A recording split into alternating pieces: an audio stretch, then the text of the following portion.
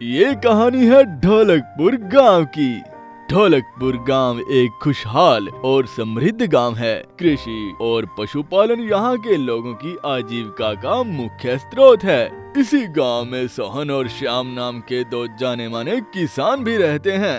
एक तरफ सोहन बेहद लालची और दूसरों से ईर्ष्या करने वाले स्वभाव का व्यक्ति है, वहीं श्याम एक सरल स्वभाव का एक साधारण व्यक्ति है जो दूसरों की सहायता करता रहता है। सोहन और श्याम होने को तो एक दूसरे के पड़ोसी हैं, लेकिन दोनों में अक्सर लड़ाई झगड़ा होता ही रहता है। इसलिए ये दोनों एक दूसरे का चेहरा देखना पसंद नहीं करते, पर खेत खलियान एक ही जगह होने की वजह से इन दोनों को एक दूसरे का सामना करना पड़ता है।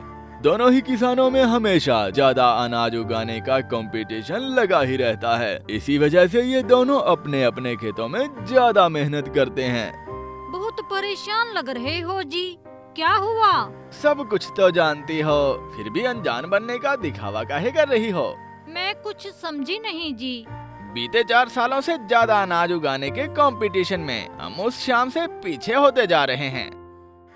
इन बीते 4 सालों में उस श्याम ने हमसे ज्यादा अनाज ही नहीं उगाया है, बल्कि उसने ऐसा करके हमारे मुंह पर तमाचा मारा है। गांव में हर तरफ उसी के ही चर्चे हैं। लोग तो जैसे हमें भूल ही गए हैं। हर किसी की जुबान पर बस उसी का ही नाम है।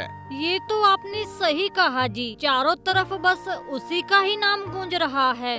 कुछ भी हो जाए कमला, भले ही मुझे सारी हदें पार ही क्यों ना करनी पड़े, लेकिन इस साल मैं उस श्याम से ज्यादा अनाज उगाकर ये साबित कर दूंगा कि मैं इस गांव का सर्वश्रेष्ठ किसान हूँ।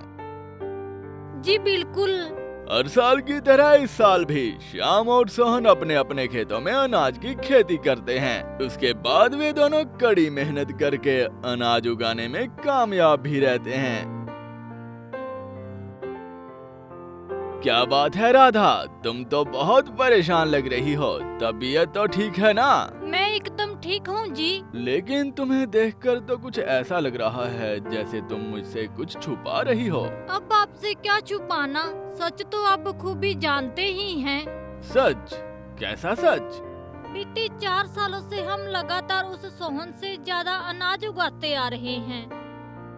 अगर इस बार उसने हमसे ज्यादा अनाज उगा लिए तो क्या राधा, अगर सोहन हमसे ज्यादा अनाज उगा भी लेता है तो इसमें बुराई क्या है?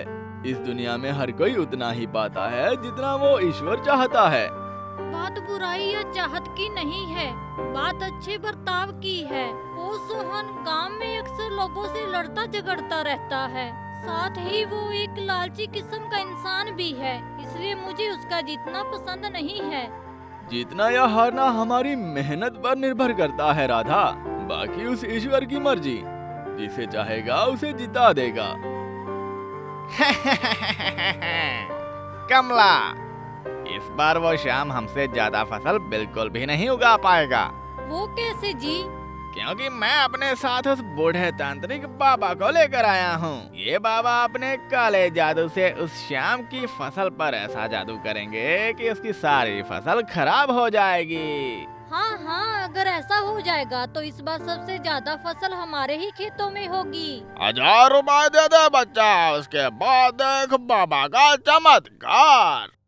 तांत्रिक बाबा के कहने पर सोहन उन्हें 1000 रुपए दे देता है, जिसके बाद वे दोनों श्याम के खेत के पास आकर वहाँ काला जादू करने लगते हैं। लेकिन उन्हें ऐसा करते हुए सरपंच देख लेते हैं और फिर वे उन दोनों को पकड़कर एक पेड़ से बांध देते हैं। और जब सुबह श्याम और बाकी गांव वाले वहाँ आते हैं, तब सरपंच जी उन्हें सारी सच्चाई बता देते हैं, जिसके बाद सरपंच जी उन्हें सजा सुनाने लगते हैं। पर तभी श्याम उन्हें बीच में रोककर पहले फसल की माप करने के लिए कहता है। श्याम और सोहन दोनों की फसल का माप किया जाता है। इस बार दोनों ही एक समान मात्रा में अनाज उगाते हैं। इस बार श्याम और सोहन दोनों ने ही एक समान मात्रा में अनाज उगाया है, लेकिन इस बार का विजेता मैं श्याम को बनाता हूँ, क्योंकि उसने बिना किसी बेईमानी के अपना अनाज उगाया है।